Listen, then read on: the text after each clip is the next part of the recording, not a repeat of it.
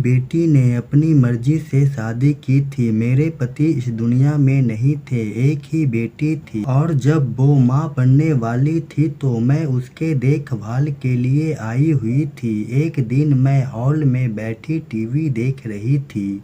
मेरी बेटी सो रही थी। मेरा दामाद आया और बोला, आप सोए नहीं अभी तक? मैं बोली, आपका ही इंतजार कर रही थी।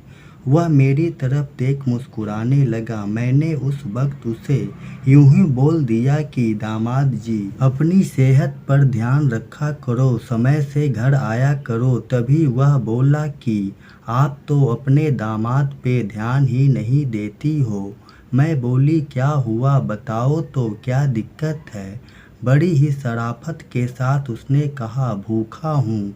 आपकी बेटी को तो मेरी बिल्कुल भी परवाह नहीं, आराम से सोई रहती है। मैं बोली, हाँ तो मैं जगी हूँ ना तुम्हें खिलाने के लिए। दामाद जी बोले, रहने दीजिए, मुझे जो चाहिए वो आप नहीं दे पाएंगी, और वह अपने कमरे में चला गया। मैं अपने कमरे में लेटी थी। मेरे कमरे का दरवाज़ा थोड़ा खुला ही था।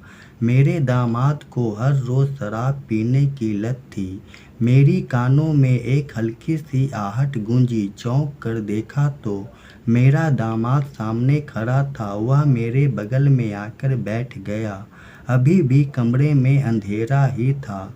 वह अपने मन की बात मुझसे कहने लगा कि जब से आपकी बेटी प्रेग्नेंट हुई है तब से मैं उसके पास नहीं गया हूँ। लेकिन आज मुझे आप मेरी इस समस्या को दूर कर सकती हैं।